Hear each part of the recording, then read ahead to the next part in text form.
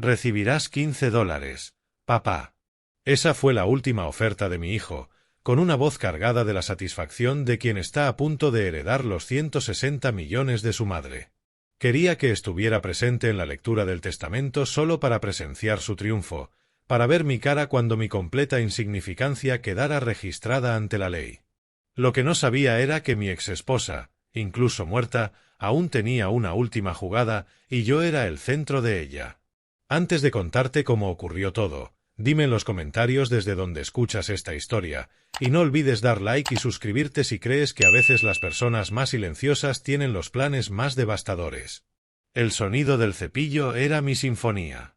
Durante los últimos 5 años había sido la banda sonora de mi vida.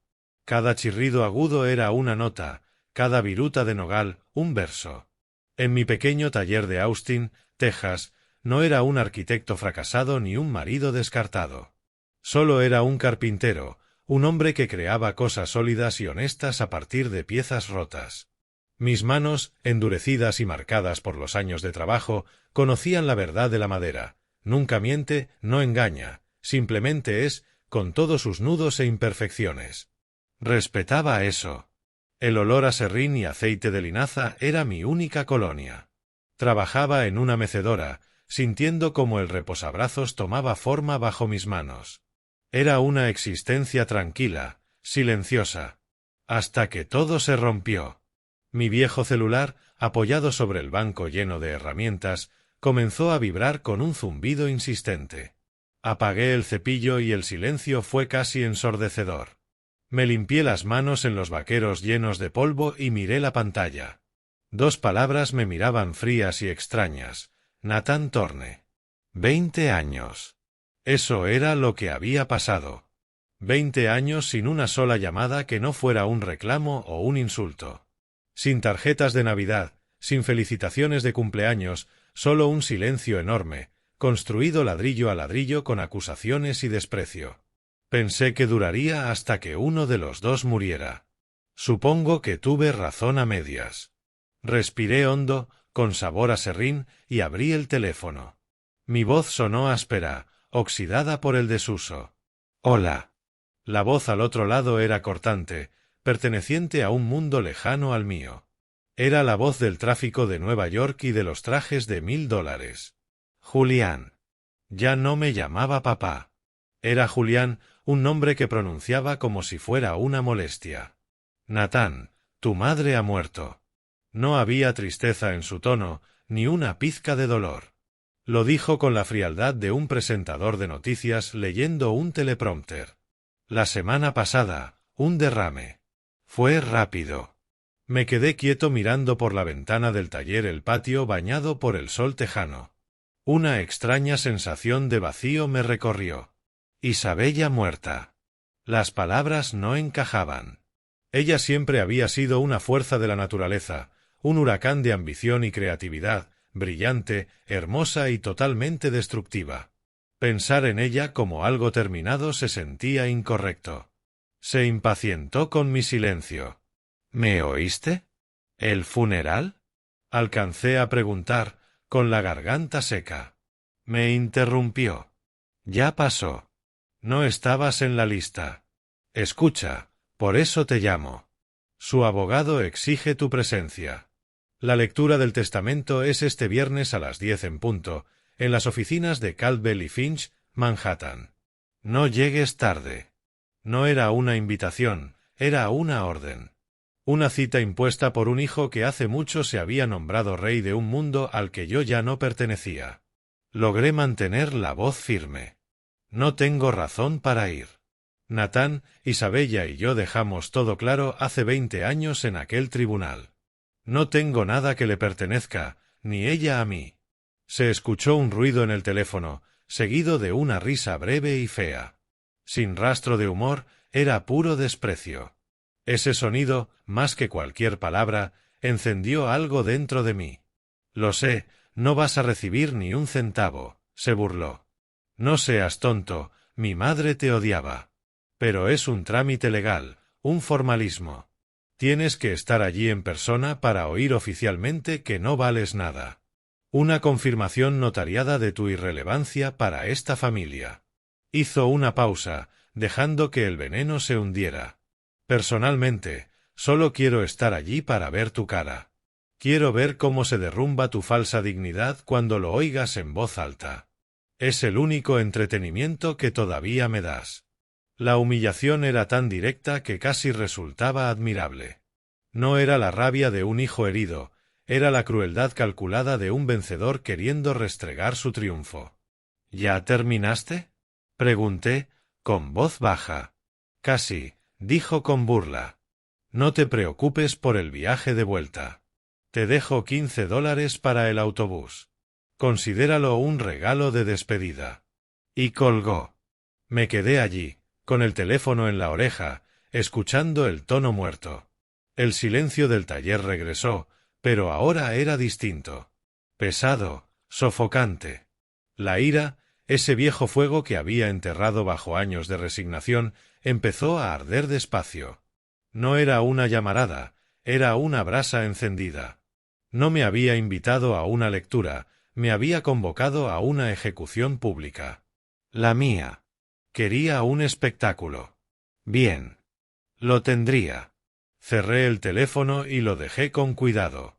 Pasé la mano por la curva lisa de la mecedora a medio terminar, luego salí hacia la casa. Fui al armario, pasé entre las camisas de franela y los vaqueros gastados. Al fondo, cubierto de polvo, colgaba un portatrajes. No lo tocaba desde hacía 20 años. Lo abrí. Dentro estaba mi único traje, gris oscuro, el mismo que había usado el día que mi antigua vida terminó. Lo usaría otra vez para el comienzo de la suya. El viernes por la mañana, el taxi desde La Guardia fue como atravesar otra dimensión. Las calles soleadas de Austin eran un recuerdo lejano, reemplazadas por los cañones de acero y cristal de Manhattan. Pagué la tarifa, que dolió más de lo esperado, y bajé a la acera. El aire era más frío, más afilado. El edificio de Calvel y Finch no solo ocupaba la calle, la dominaba. Un muro de vidrio oscuro y granito pulido. Crucé las puertas giratorias y el ruido de la ciudad desapareció, reemplazado por un silencio solemne. El vestíbulo era una catedral dedicada al dinero. Pisos de mármol blanco tan brillantes que reflejaban el techo, paredes de caoba oscura con olor a aceite de limón y riqueza antigua. Había diseñado edificios toda mi vida, pero nunca uno como ese. No estaba hecho para personas, sino para intimidarlas, para recordarles lo pequeñas que eran. Y yo me sentía pequeño. Llevaba mi único traje, de lana fina pero 20 años fuera de moda. Lo había planchado yo mismo en Austin, con la raya de los pantalones afilada como un cuchillo. Pero era el mismo traje del divorcio, la última vez que vi a Isabella y el último día que me miró sin desprecio. Avancé y el sonido de mis viejos zapatos resonó hueco en el mármol. Unos jóvenes abogados levantaron la vista de sus teléfonos, me analizaron y me descartaron en un segundo. No era cliente ni amenaza. Solo un viejo fuera de lugar. Ese era el punto. Nathan quería que lo sintiera. Llegué al mostrador, una mole de mármol. La recepcionista, rubia y joven, con auriculares elegantes, me miró sin interés. ¿Puedo ayudarlo? Estoy aquí para la lectura del testamento de Isabella Thorne. Soy Julian Thorne. Su rostro cambió apenas. Reconoció el apellido, pero no la cara. Esperaba a alguien como Nathan, no a mí. Disimulado desdén, una sonrisa profesional. Por supuesto, el señor Harrison lo espera. Tome asiento. Me senté en un sofá de cuero negro frío y rígido. Mis manos ásperas descansaban sobre mi traje viejo. Observé las pinturas modernas de las paredes. No me decían nada. Era un fantasma esperando ser declarado oficialmente sin valor. La ira volvió a encenderse. No estaba allí para humillarme, estaba allí para terminar esto. Entonces aparecieron. Nathan entró con su séquito. Caminaba con la arrogancia de quien nunca ha escuchado un no. Llevaba un traje azul marino que costaba más de lo que yo ganaba en 6 meses. A su lado, una mujer joven, delgada, casi irreal, Sofía, absorta en su teléfono. Detrás, un hombre de sonrisa artificial, Kyle, el asesor financiero. No parecían dolidos por una pérdida, sino depredadores listos para devorar su presa. Nathan no me miró al principio. Saludó a la recepcionista y cuando finalmente me vio, sonrió con crueldad. «No puedo creer que hayas venido». Su mirada recorrió mi traje viejo. «Supongo que si necesitas esos $15, Sofía». Ella soltó una risita aguda. Kyle sonrió como un tiburón. Nathan los presentó con desdén. «Este es mi padre». Dijo padre como si fuera una mancha. Recordé aquella Navidad cuando tenía 10 años. Le hice a mano un modelo de barco de guerra. Lo abrió, lo miró un segundo y lo tiró. «No es de marca», dijo. «Quiero lo que tienen mis amigos». Isabella solucionó el problema con una consola nueva. Así lo había criado. Ese hombre frente a mí no era un hombre, era un conjunto de caprichos envuelto en un traje de $10.000. No dije nada. Lo miré fijo. Mi silencio lo incomodó. Esperaba súplica, rabia, algo. No le di nada. Solo mi calma. Entonces la puerta se abrió. Un hombre mayor, de unos 60, entró. Su sola presencia cambió el aire. Era el señor Harrison. Su autoridad imponía silencio. Incluso Nathan pareció reducirse. Saludó primero a mí. «Señor Thorne, gracias por venir», dijo con respeto. Luego a Nathan, con tono frío y distante. El mismo apellido, pero distinto peso. Fue suficiente para irritar a mi hijo. «Vamos al grano», dijo él con impaciencia. Harrison asintió. «Como desees». Nos invitó a pasar a la sala de reuniones. Era un espacio solemne, con una mesa enorme de caoba pulida que reflejaba la luz como agua. Nathan se sentó en la cabecera, con Sofía y Kyle a los lados. Yo tomé asiento cerca de la puerta, en lugar del invitado innecesario. Harrison se colocó al frente, sacó un documento grueso y lo puso sobre la mesa con un golpe suave. El aire se tensó. Luego, lentamente, sacó unas gafas de montura dorada y las puso con calma. Estaba en completo control. Abrió la carpeta. Las páginas eran gruesas, cremosas. Carraspeó. Empezó con voz que llenó la sala, es el último testamento de Isabella Monontoya Thorne fechado el 4 de agosto de este año. Yo, Isabella Monontoya Thorne, incluso desde la tumba estaba haciendo una declaración. Había tomado mi apellido al casarse, pero construyó su imperio con el suyo. Monontoya, un nombre que era una marca, un nombre valorado, según mi hijo, en 160 millones. La voz de Harrison era monótona, un instrumento perfecto para documentos legales. En pleno uso de mis facultades mentales y corporales declaro que este es mi último testamento, revocando todos los anteriores y codicilos hechos por mí. Nathan suspiró con impaciencia y miró su reloj caro. Ya estaba aburrido. Primero, continuó Harrison, ordeno que todas mis deudas y gastos funerarios se paguen con mi patrimonio. Pausó, luego pasó la primera página. Segundo, lego la suma de $50.000 libres de impuestos a mi ama de llaves, María González, en gratitud por sus 25 años de leal servicio y su infinita paciencia. Vi a Nathan poner los ojos en blanco. Murmuró algo a Kyle que no escuché, pero la palabra cacahuetes fue inconfundible. Yo, en cambio, sonreí apenas por dentro. María. La recordaba. Había estado con Isabella antes de que el dinero se hiciera realmente grande. Una mujer amable y tranquila que siempre tenía una taza de café caliente para mí en la cocina después de alguna de mis discusiones espectaculares con Isabella. Lo había visto todo. Merecía cada centavo. Era un destello de la mujer que conocí. Isabella podía ser generosa. Solo elegía sus momentos. Tercero, siguió Harrison sin titubear. Lego la suma de $100.000 al Fondo de Preservación de la Mariposa Monarca. Esta vez reaccionó Sofía. Soltó una risita incrédula.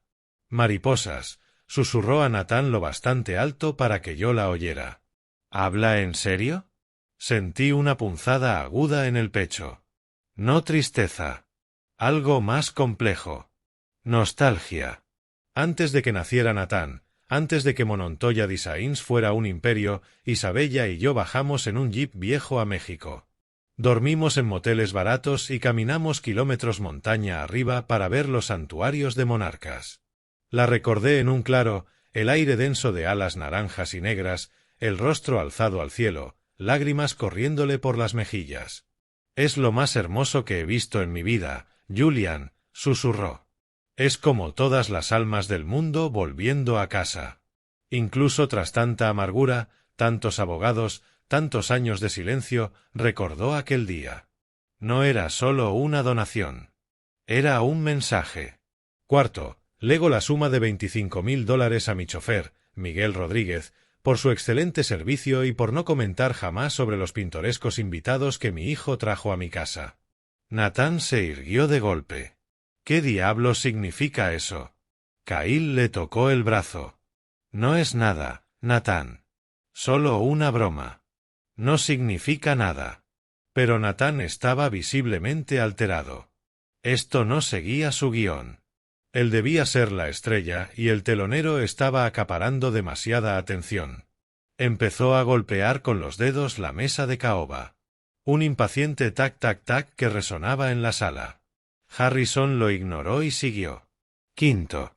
Lego mi colección de primeras ediciones de poesía modernista a la Biblioteca Pública de Nueva York. Tac-tac-tac. Con la excepción de un volumen, una copia de 1922 de T.S. Eliot, La tierra baldía, que dejo a Natán estampó la mano en la mesa. El sonido fue como un disparo. Harrison, por el amor de Dios, tronó. ¿Podemos saltarnos las donaciones a caridad y las propinas a los sirvientes? Mi tiempo es valioso. Tengo una reserva. Ve al grano, los inmuebles, la cartera, el dinero. Llega a la parte en que todo es para mí. La sala cayó en un silencio pesado y asfixiante. El señor Harrison dejó de leer. No se sorprendió ni se enfadó. Simplemente se detuvo. Muy despacio levantó la cabeza, aún con las gafas. Luego, con una deliberación más amenazante que un grito, se las quitó, las dobló, las dejó en la mesa y miró a mi hijo. Su mirada era plana, fría y absolutamente imperturbable. Era la mirada de quien ha tratado con niños malcriados toda su vida y en este momento ha terminado. «Señor Thorne», dijo Harrison, y su voz perdió la monotonía para volverse un instrumento preciso y cortante. «Esto no es una negociación. No es una reunión de negocios. Es la proclamación legal de los últimos deseos de una mujer fallecida. Leeré cada palabra de este documento exactamente como su madre la escribió. Y usted se sentará y escuchará. ¿Está claro?» El rostro de Natán se tiñó de un rojo oscuro y feo. Lo habían desafiado. Lo habían reprendido como a un niño. Abrió la boca, la cerró. Miró a Kyle, que negó con la cabeza. Estaba atrapado. Harrison sostuvo la mirada un segundo más. Luego, satisfecho, se puso de nuevo las gafas. Tomó el documento, alisó la página, bebió un sorbo de agua y carraspeó. Había hecho esperar a mi hijo. Había restablecido el control. «Muy bien», dijo, volviendo al tono neutro. «Continuemos. Quinto, como decía, dejo mi primera edición de La tierra baldía». Hizo una pausa y juraría que una mínima sonrisa asomó a la comisura de sus labios. «Ah, no. Eso ha sido tachado. Sigamos. Sexto, sobre los asociados personales de mi hijo». La mirada de Harrison se posó en Natán un instante más, una afirmación silenciosa de dominio. Luego volvió al documento, la voz otra vez serena y neutra. Pasamos al artículo 6 sobre los asociados personales de mi hijo, Natán Thorne. Vi a Kyle incorporarse un poco. Su sonrisa de tiburón volvió a fijarse. Se alisó la solapa del traje caro, listo para recibir su esperado premio por gestionar la fortuna de Natán. Sofía, a su lado, Por fin dejó el móvil, los ojos brillando de codicia. Continuó Harrison. Aconsejado financiero de mi hijo, el señor Kyle Vance. Pronunció el título con un énfasis apenas perceptible, como entre comillas. Lego la suma de $5.000. La sonrisa de Kyle se congeló. 5.000. El número flotó en el aire, ridículamente pequeño. Era un insulto. Menos de lo que costaba su traje. Vi sus nudillos blanquear mientras agarraba el borde de la mesa. Nathan lo miró molesto, como si la decepción de Kyle fuera una afrenta personal. Pero Harrison no había terminado. Lego esta suma con la recomendación legalmente vinculante de que la utilice para inscribirse en un curso de ética profesional. Mis propios registros financieros muestran que lo necesita con urgencia. La sonrisa de tiburón desapareció, sustituida por furia pálida y estupefacta. Giró la cabeza hacia Nathan, ojos abiertos. —¿Qué es esto? —siseó con rabia contenida. Lo acababan de llamar ladrón ante todos. Y Harrison siguió, imperturbable, volviéndose hacia la joven junto a Nathan. A la actual compañera de mi hijo, Sofía, le dejo el bolso de imitación de alta calidad que intentó cambiar por mi Birkin auténtico en mi armario el mes pasado. Si Kyle quedó atónito, Sofía fue incinerada. Su rostro impecablemente maquillado se volvió rojo a manchas. La boca se le abrió. No solo la habían insultado, la habían expuesto. Expuesta como una ladrona común ante el hombre al que claramente intentaba atrapar. Ante el abogado. Ante mí, el fantasma al que ni había mirado. La vieja loca, chilló, con la voz rota, sin rastro de sofisticación. Miente. Yo nunca. Cállate, rugió Nathan, su voz rebotando en las paredes de caoba. No la defendía. Acallaba un problema. Su imagen cuidadosamente construida se estaba desmoronando. Su séquito era desmontado pieza por pieza por las palabras de una muerta. Estaba furioso no por los insultos, sino por la tardanza. Era un lío. No formaba parte de su celebración.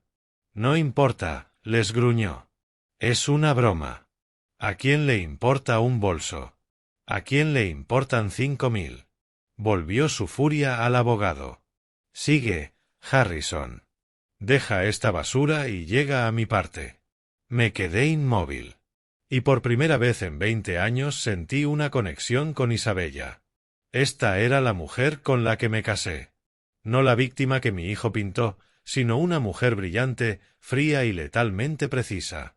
No estaba solo leyendo un testamento. Estaba saldando cada cuenta. Incendiaba lo periférico de la vida de Nathan, dejándolo a solas con su codicia. Estaba despejando la mesa antes del plato principal. El señor Harrison, imperturbable, esperó a que amainara el griterío. Miró a Nathan con expresión inescrutable. Como ya he dicho, leeré cada palabra. Si me permiten continuar. Observé las consecuencias de las palabras de Isabella. Kyle parecía haber tragado veneno y Sofía temblaba de pura rabia. Y pensé para mí, esa era la Isabella que recordaba. No olvidaba una ofensa. Jamás dejaba un insulto sin respuesta. Llevaba una contabilidad perfecta de cada agravio. Y aún muerta, desde un documento encuadernado en piel, seguía siendo quirúrgica. Seguía ajustando cuentas. Harrison dejó que el silencio se asentara un momento más. Luego pasó de página. La sala se tensó. Esto era. Tras despejar la basura, llegaba el plato fuerte. Artículo 7, dijo, volviendo a su tono legal neutro. A mi hijo, Nathan Thorne. Nathan se inclinó hacia adelante. Respiraba corto. Tenía los nudillos blancos sobre la mesa. Había olvidado a sus humillados acompañantes. Toda su codicia estaba fijada en el abogado. Lego el ático de Park Avenue. Nathan exhaló aliviado, de cuerpo entero. Recuperó el color. Sonrió con suficiencia, mirando primero a Kyle y luego a mí. El ático, la joya de la corona. Era suyo.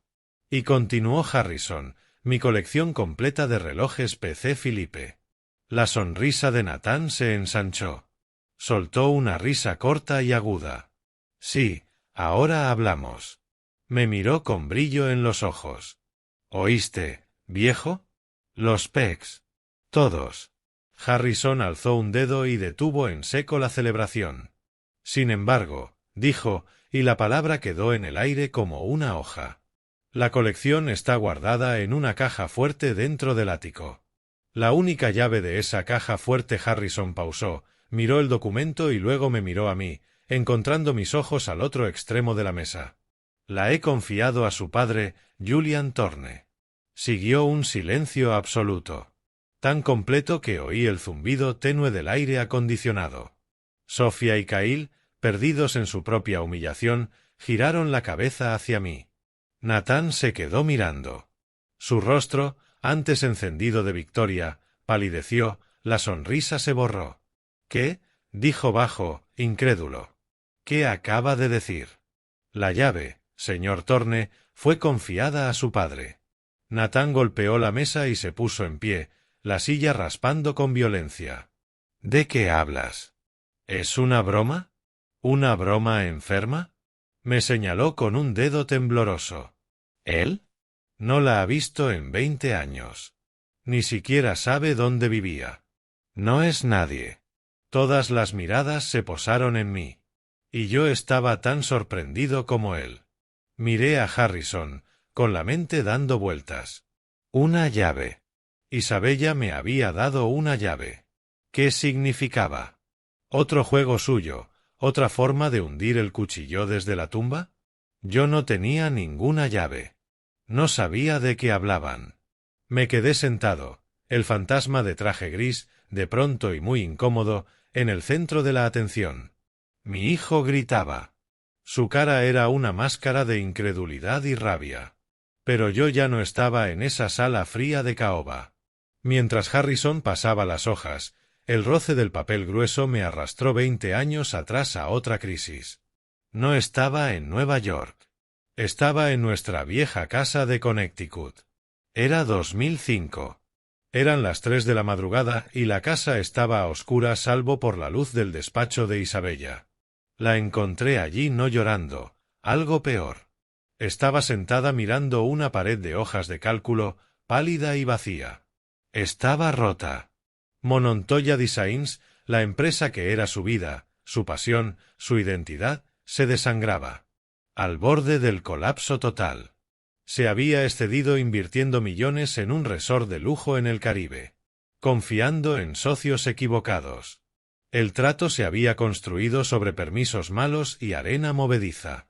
Todo se vino abajo. Los bancos exigían sus préstamos. Inversores amenazaban con demandarla hasta destruirla. Enfrentaba no solo la bancarrota, sino la deshonra.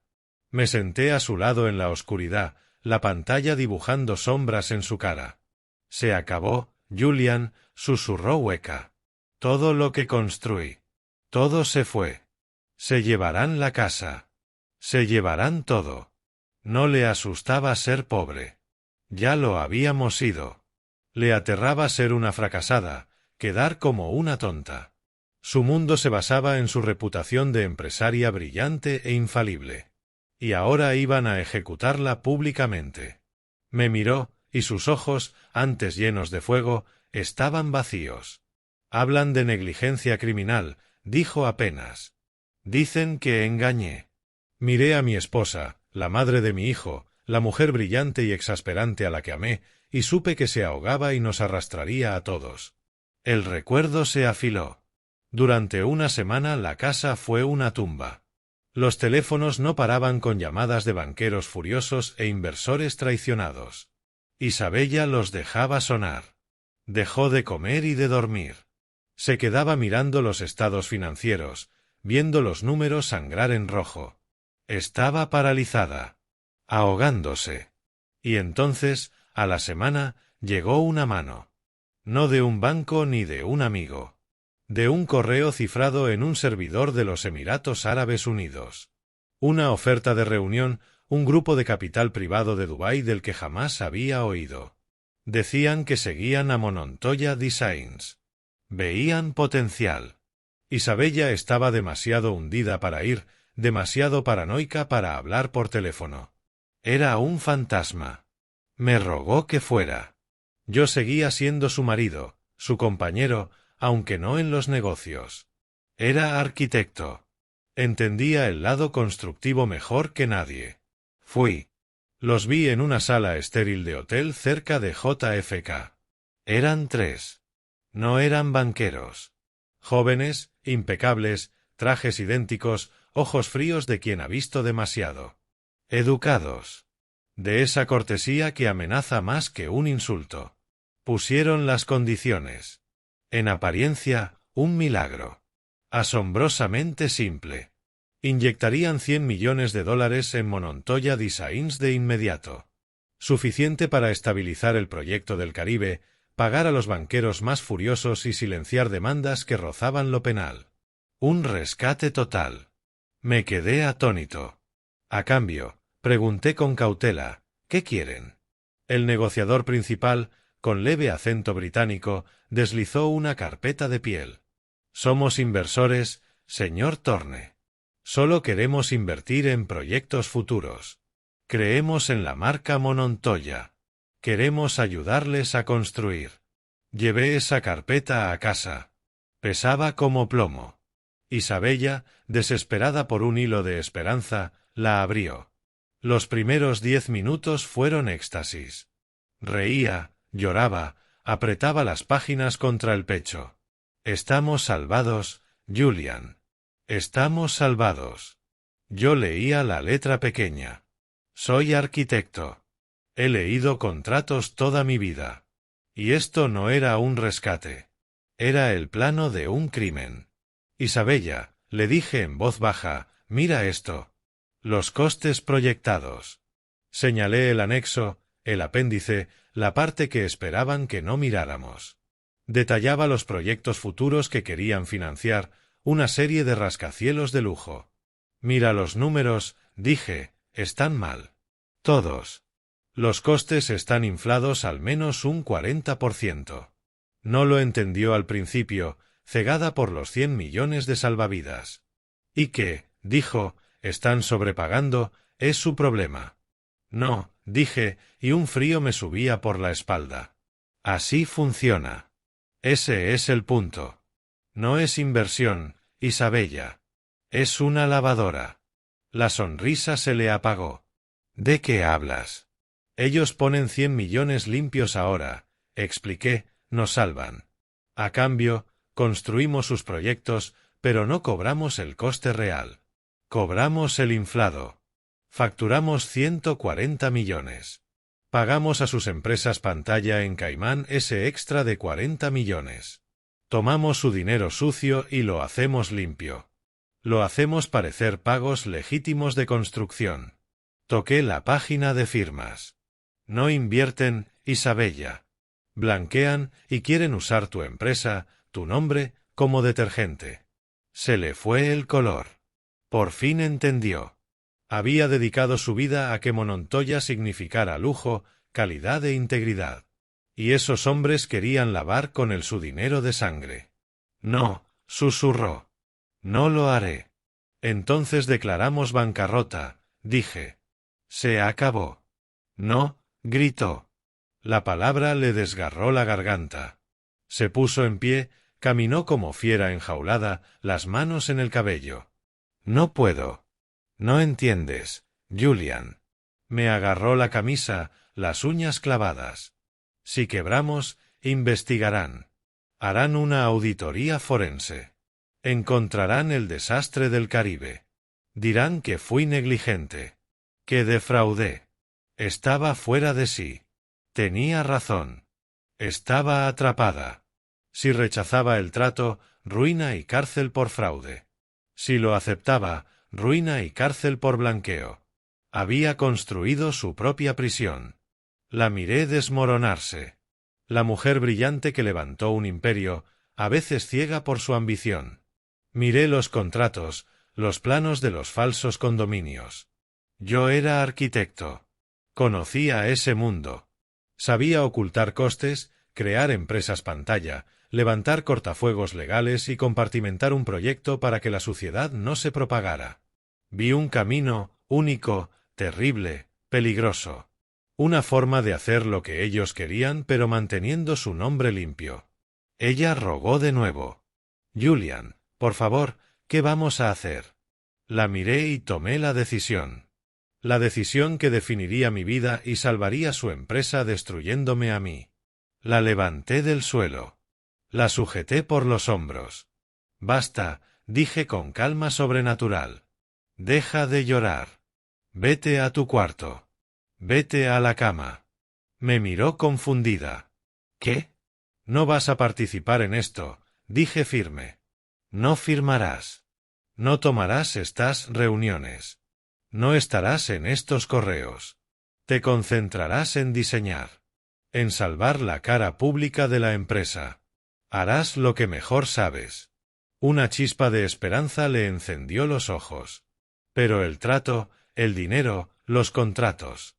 Fui al escritorio. Tomé la carpeta pesada. Miré la página de firma para ella, presidenta y directora ejecutiva de Monontoya Designs. Déjamelo a mí, dije. Me convertí en un fantasma. Mientras Isabella volvía a ser la cara de la empresa, asistiendo a galas y aprobando muestras, yo me desplacé a las sombras.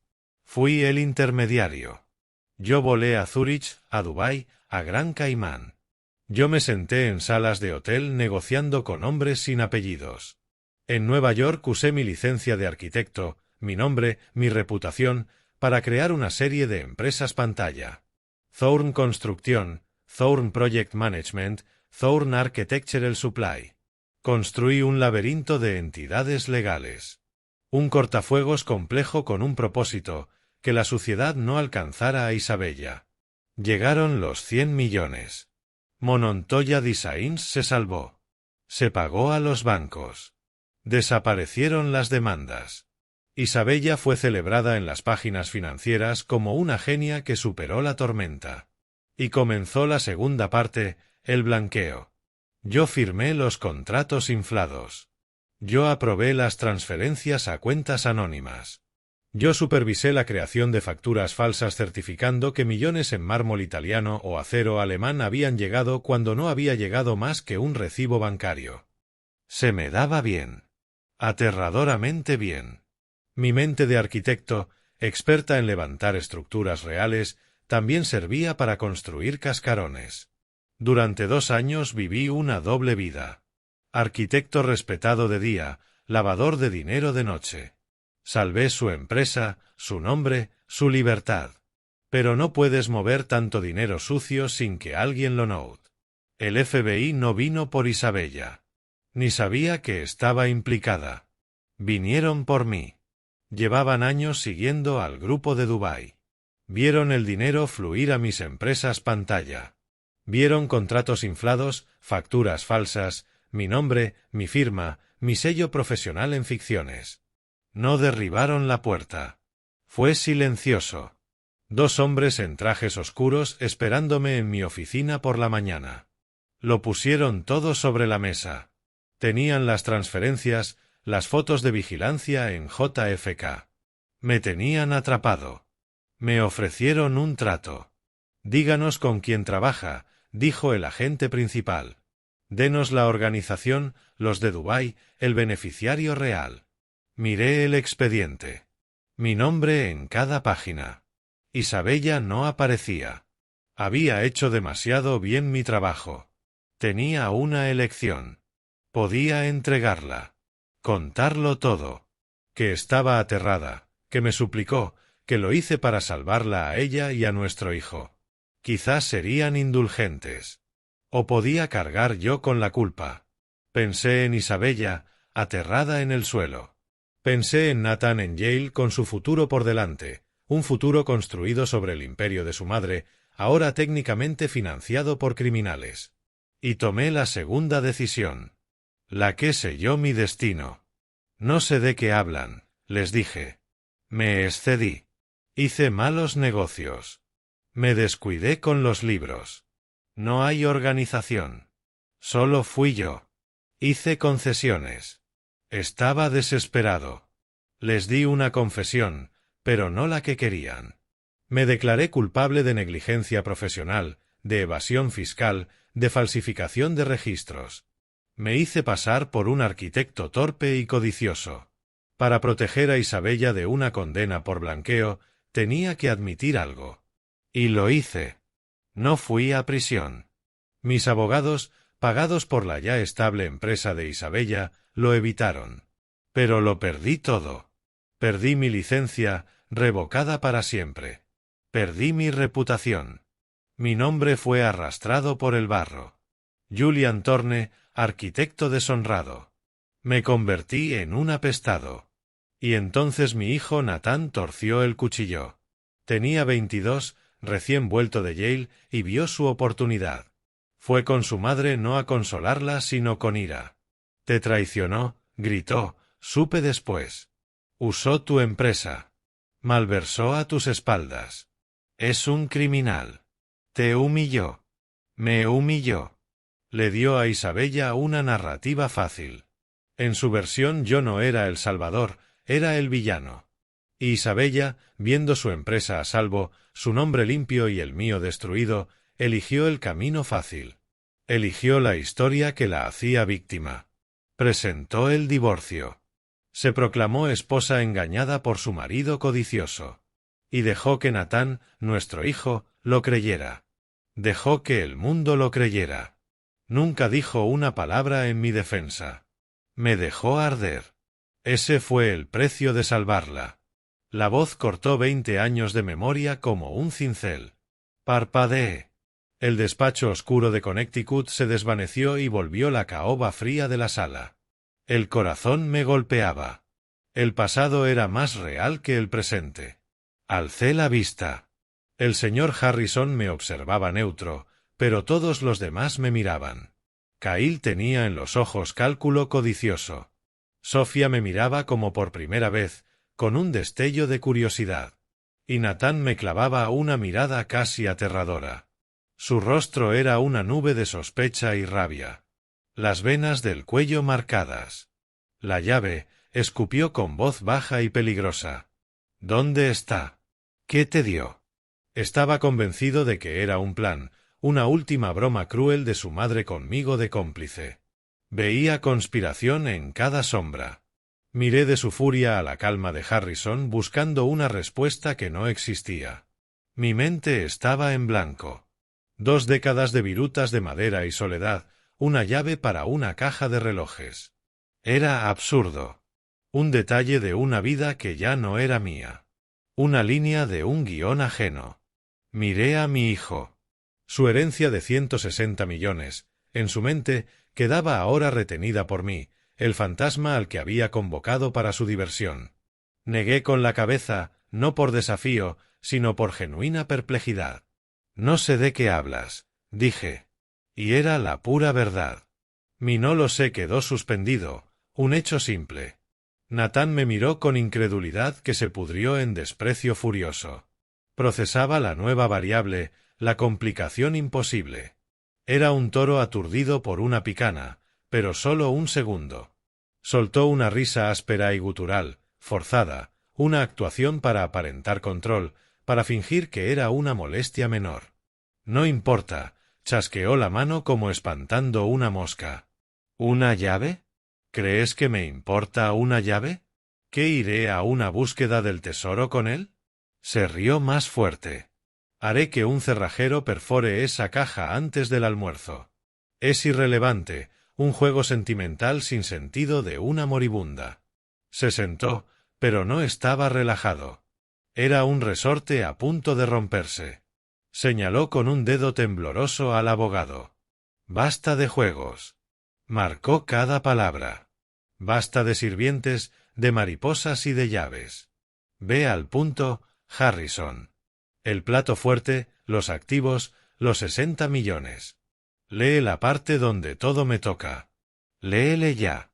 El señor Harrison observó a mi hijo por encima de sus gafas. No mostró miedo ni molestia.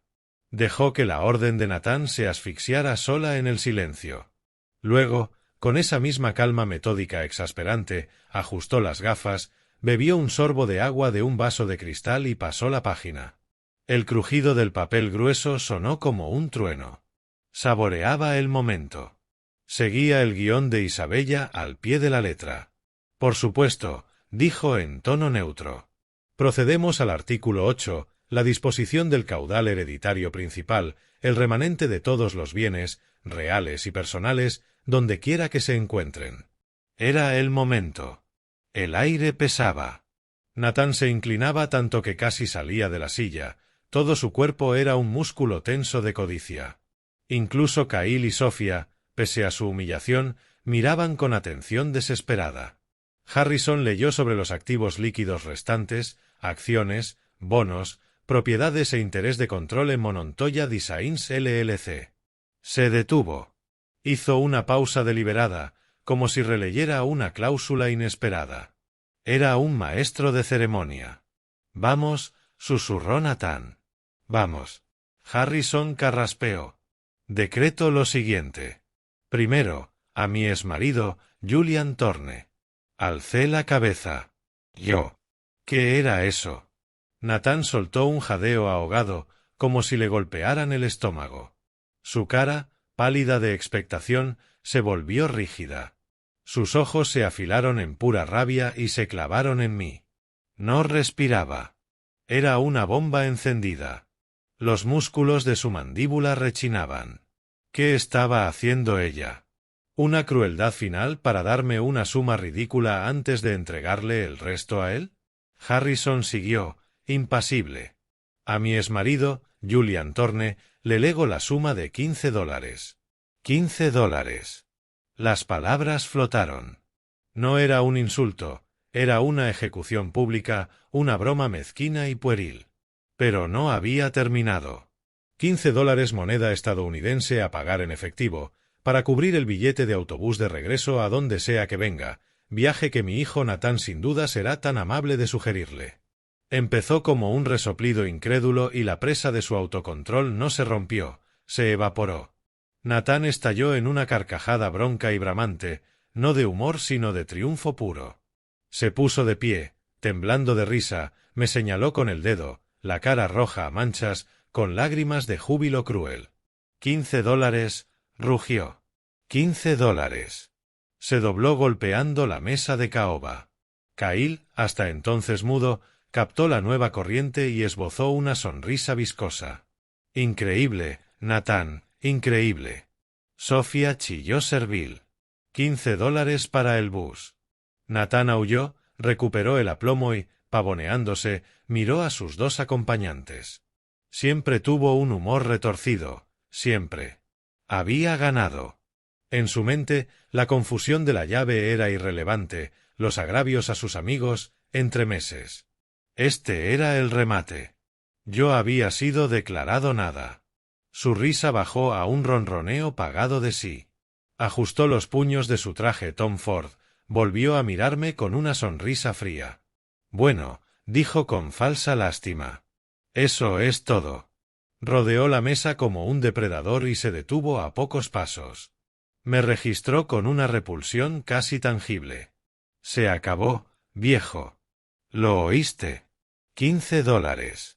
Sacó su billetera de piel de caimán. 15 es insultante, murmuró. Sacó un billete de 20 y lo lanzó frente a mí. Ahí tienes, 20. No digas que nunca te di nada. Me retó a reaccionar. No lo hice. Miré el billete de 20, su cara ufana, y esperé. No sentía humillación ni ira ni tristeza. Sentía anticipación. Conocía a Isabella y miraba a Harrison. Y Harrison no se movía. Seguía impasible, mano sobre el documento. Dejó que la función siguiera. Esto no era el final. Era el intermedio. Mi quietud lo desquició. ¿Qué pasa, viejo? Escupió. ¿Sin palabras? Da igual. Ya es mío. Lárgate a tu cobertizo lleno de serrín. No olvides el dinero del bus. Volvió a su silla, palmoteó a Cahill. Per se. Hay mucho champán que beber. Cogió la chaqueta, listo para su nueva vida. La llevaba a medio poner, radiante. Perse, gritó. Me compro toda la lista de champanes. Harrison, que te envíen los papeles. He terminado. Se volvió para irse como rey que abandona su coronación. Señor Thorne. La voz cortó el aire como hielo. No fue alta, pero tenía acero. Detuvo a todos. Nathan se paró en seco, la chaqueta a medias. ¿Qué? Harrison seguía sentado. Ya no estaba neutro. Estaba frío. Siéntese, por favor. La sonrisa se borró de su rostro como con disolvente. ¿Qué dijo? Susurró. Dije, repitió Harrison, siéntese. No he terminado de leer. ¿Terminado? ¿De qué habla? Ya lo leyó. $15. Se acabó. Harrison, con la lentitud de quien muestra su carta ganadora, abrió su maletín. No tocó el testamento encuadernado en piel. Sacó una carpeta más fina, de cartulina manila, sellada con cera roja gruesa. Parecía importante. Eso, dijo señalando el legajo de cuero, era la conclusión del testamento original. Colocó la nueva carpeta. Esto, dijo con voz grave, es un codicilo, un anexo legalmente vinculante. Fue firmado, testificado y notariado hace 3 semanas, una semana antes del ictus de su madre. Y su cláusula principal, añadió lanzándome una mirada fugaz, establece expresamente que sustituye y reemplaza todos los artículos anteriores sobre la disposición del caudal principal. Nathan no se sentó, se desplomó. Pálido, pequeño. Kyle y Sofía se helaron. Miraban el sello rojo como si fuera una bomba.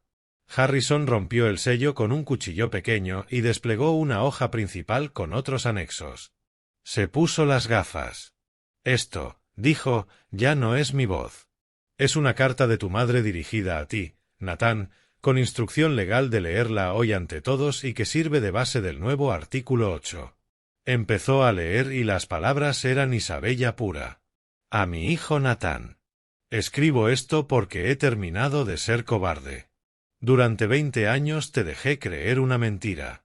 Una que yo creé, alimenté y permití que destruyera a un buen hombre, tu padre. ¿Qué? Susurró Nathan con un sonido seco. La historia de tu padre criminal que me traicionó y malversó es una farsa. La verdad es lo contrario. No, chilló de pronto. Se lanzó sobre la mesa. Estaba enferma. Senil. Esto es falso.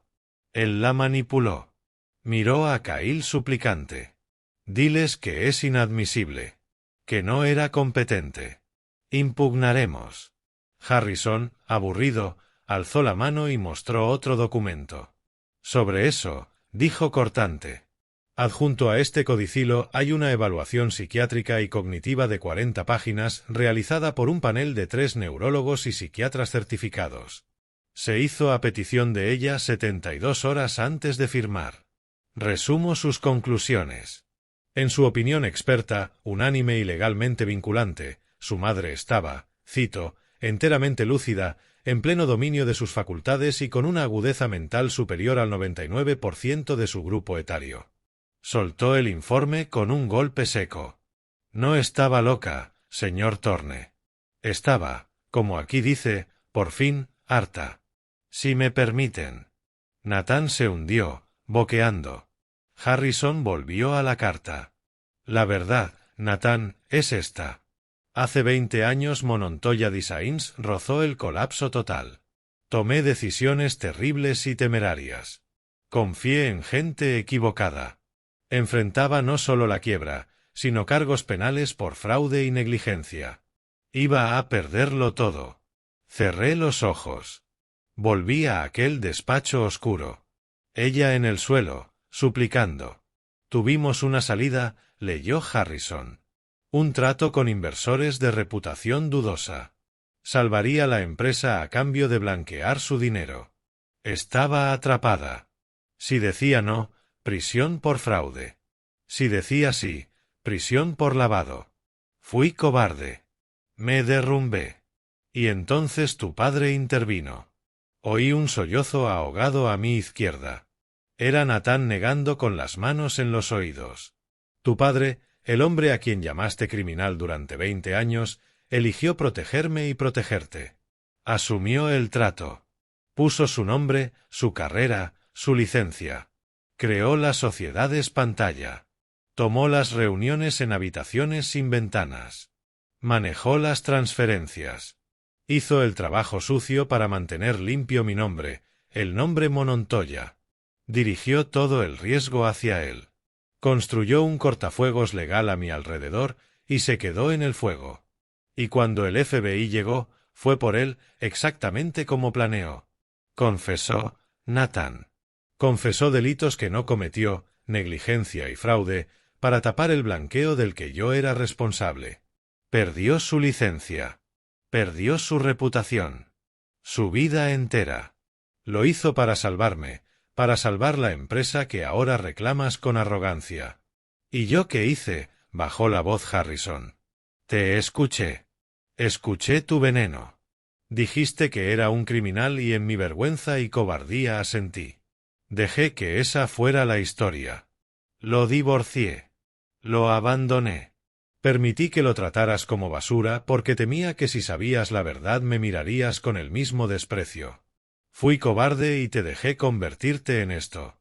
Este cascarón codicioso y vacío que se burla del hombre que lo sacrificó todo para que tuvieras esta vida.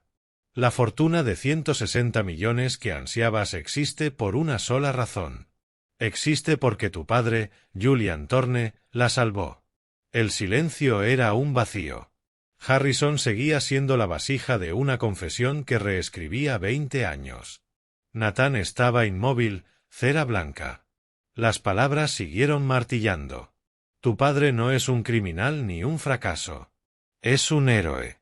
Quemó su vida para darnos calor. Y yo te animé a tratarlo como basura. Usé tu desprecio como escudo para ocultar mi vergüenza. Cada vez que lo ridiculizaste fue otra piedra en el muro que me protegía de la verdad. Que la débil, la fracasada, la traidora de esta familia era yo.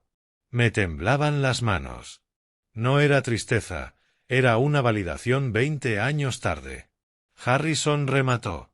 Esta fortuna de 160 millones, este imperio que esperas heredar como príncipe mimado, no existe por ti ni siquiera por mí. Existe enteramente por Julian Thorne. Y tú, Nathan, nunca has trabajado de verdad ni has sacrificado nada. Eres un parásito que vive de las obras de su honor. Las palabras impactaron. Nathan emitió un sonido animal roto. No, susurró. Ella me quería. No. Ya no estaba furioso. Estaba vacío. Su narrativa entera había sido incinerada en 5 minutos. Se encogió dentro de su traje de $10.000. Parecía un niño perdido. No, repitió quebrado. Es mentira. No lo es, dijo Harrison helado. Y está todo notariado. Pasó la página. Y ahora la conclusión. La sala ya era tribunal, confesionario y tumba. La voz de Harrison se endureció. Sirve esta carta de preámbulo legal y moral de el artículo final, que sustituye a todo lo anterior. Artículo 8, disposición final. Por lo tanto, leyó, habiendo expuesto la verdad sin barniz y para corregir en lo posible con dinero una traición que no puede deshacerse. Pausó y nos miró a todos.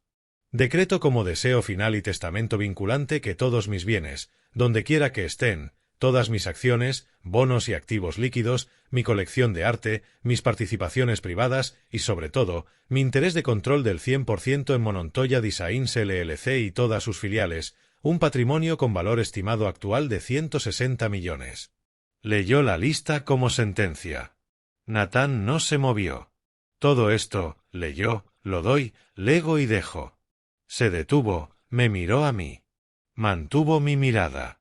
Mi vida quedó suspendida. Mi taller, mi serrín, mi paz. No pensaba en dinero ni en victoria, pensaba que había hecho ella. Harrison volvió al texto. Lo doy, lego y dejo a mi exmarido, Julian Thorne. Las palabras flotaron.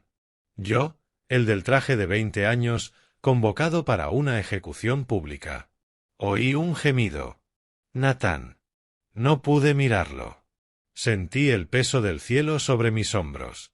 160 millones. Monontoya Designs. No era un regalo, era cadena perpetua. Su manera de arrastrarme de vuelta al mundo de cristal y contratos del que huí. El corazón me golpeaba. Harrison, bendito, no dejó que el momento se estancara. Siguió con firmeza. Lo dejo no como regalo, sino como pago, como compensación tardía e insuficiente por la carrera que permití destruir, por el honor que dejé robar y por la familia que en mi cobardía dejé romper. Entonces me cayó el rayo. No era el dinero. Era la razón. Era su confesión legal final. Su disculpa. Me devolvía el nombre. No solo me entregaba su empresa, decía al mundo que debió ser mía desde siempre, que yo la salvé. Miré mis manos ásperas de carpintero sobre la madera perfecta, ahora dueño de un imperio que nunca quise. Un sollozo vino de enfrente. Era Nathan. Ya no era un rey, era un niño de 42 años cuyo mundo era mentira. Kyle y Sofía ya eran fantasmas, irrelevantes. Miré a Harrison. Esperaba. 160 millones. La empresa, el ático, los relojes. Isabella, brillante e imposible, imponía la última palabra. Me exoneró y me encadenó a su legado. Me lo dio todo y, en cierto modo, me lo quitó otra vez. Mi vida simple se había acabado. Mi hijo era una ruina. Su universo de 160 millones se había desvanecido, entregado al hombre a quien más despreciaba. Respiraba a bocanadas cortas. Kyle cundía en pánico buscando un ángulo y no encontraba ninguno. Sofía estaba blanca, su máscara cuarteada. Harrison aún sostenía el codicilo. Quedaba un punto final.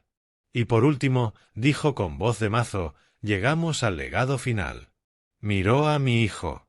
Y para mi hijo, Nathan Thorne. Al oír su nombre, una chispa mínima se encendió en sus ojos huecos. No era esperanza, era el instinto de no quedar en nada. Alzó la cabeza con dolor, fijó la mirada en Harrison. Esperaba que, 1 millón, una renta, una limosna. Harrison lo miró sin piedad ni emoción. Para mi hijo Nathan, leyó, que ya ha recibido fortuna de por vida, tanto en el dinero gastado como en los sacrificios jamás reconocidos, solo le dejo una cosa. Pausó. Le dejo exactamente lo que tan considerado y públicamente ofreció a su padre. Se me cortó el aliento.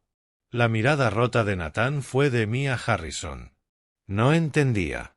Yo no, balbuceó. ¿Qué? Harrison no respondió. Abrió un cajón y sacó un cheque. Un cheque bancario certificado. El señor Harrison, en nombre del patrimonio, dijo, estaba autorizado a prepararlo conforme a los deseos de su madre. Lo colocó en la mesa y lo deslizó hasta Nathan. $15, dijo plano. Su herencia, señor Thorne, para su pasaje de autobús. Kyle no dijo nada. Se levantó en silencio, empujó la silla, tomó su maletín y se esfumó. Sofía no fue silenciosa.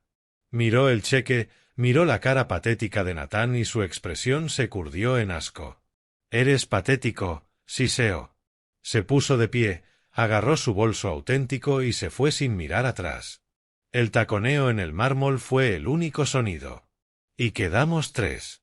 El cheque de $15 como monumento final a la arrogancia de mi hijo. Nathan lo miró. Su respiración se detuvo 5 segundos. Estatua de ruina. Un tic en la mejilla. Y explotó. No fue palabra, fue un grito primario de rabia pura que golpeó como un puño.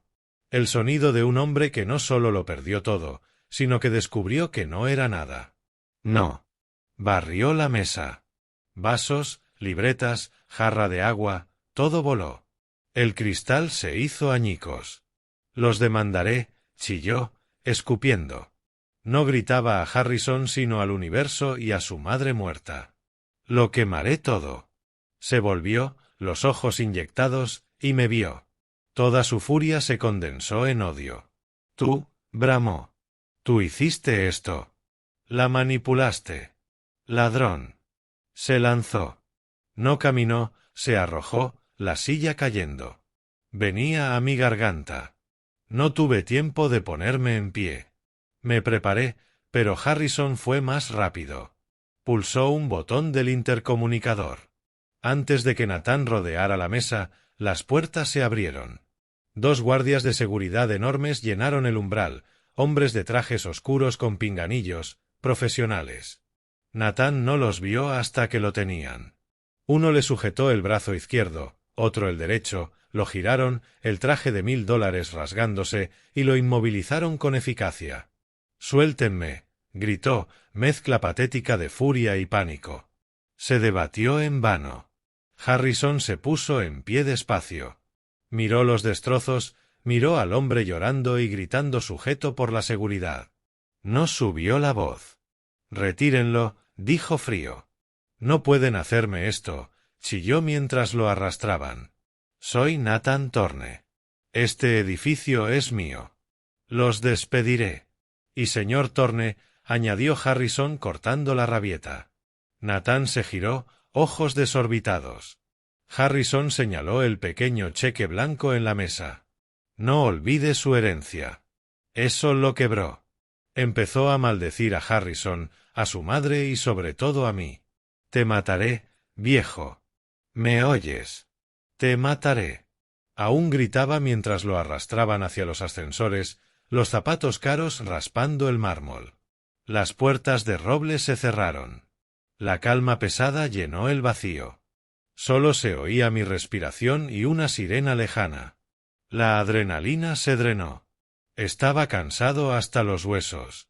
Me dejé caer en la silla. Quedábamos 2. Yo, el hombre que ahora tenía todo, y Harrison, el que pronunció la sentencia. Miré el caos, la silla volcada, el cristal roto, el billete de 20 junto al cheque de 15. Miré a Harrison, que enderezaba papeles como si no hubiera pasado un huracán de categoría 5. Quedaba una pregunta. La llave, dije. Los relojes. ¿Por qué me metió en eso? Fue cruel. Harrison dejó los papeles y por primera vez sonrió de verdad, con tristeza. Fue la última prueba de su esposa para su hijo. ¿Una prueba? La reprobó espectacularmente. Quería ver si por un instante se humillaría para pedirle algo a usted, si quedaba algo redimible en él. Negó con la cabeza. Y fue un mensaje para usted. Metió la mano en el bolsillo del pecho y sacó una llave de latón, pequeña, antigua, una llave de casa. La deslizó por la mesa con un tintineo. Esa es la llave que ella le dejó. Nunca se trató de los relojes. Eso era teatro, para montar la escena. Miré el objeto simple. Entonces, ¿qué abre? Es la llave del ático, dijo. Pero la caja fuerte de dentro, la que mencionó, no contiene relojes. Nathan la mandará taladrar y encontrará cajas de terciopelo vacías. Otra broma final, supongo. ¿Y entonces qué hay? Pregunté en un susurro. ¿Para qué es realmente? Harrison se inclinó. Hay otra caja fuerte, señor Thorne. En la pared, oculta tras un cuadro, en su estudio privado. Esta llave la abre. Pausó. Dentro está la evidencia original. Todo. El expediente íntegro de 2005, transferencias, documentos de sociedades pantalla que usted firmó y, lo más importante, todos los correos y cartas en que ella le suplicó. Se me detuvo el corazón. Ella guardó todo, dijo en voz baja. La verdad sin barniz encerrada 20 años. Quería que fuera usted quien la encontrara, quien decidiera hacerla pública o no. El dinero fue su disculpa. Pero esto, señaló la llave, es devolverle el nombre. Cerré la mano áspera sobre el frío latón. Los 160 millones eran un peso, una nueva prisión. Pero esa llave era libertad. Aquí va la lección y llamada a la acción para añadir al final de la historia. Toda esta experiencia me enseñó algo poderoso. La verdad tiene un peso y una paciencia propios. Durante 20 años, una mentira envenenó a una familia entera, enfrentando a un hijo contra el padre que en secreto lo salvó. Pero una mentira construida sobre silencio y vergüenza no puede durar para siempre. La confesión final de Isabella demostró que, por muy hondo que la entierres, la verdad acaba por salir. Probó que el honor verdadero no es la reputación, sino los sacrificios silenciosos y sin aplauso que haces. Al final, un nombre limpiado por la verdad es una herencia mucho más valiosa que cualquier fortuna. ¿Qué habrías hecho tú con la llave y con ese peso de 160 millones? Cuéntalo en los comentarios.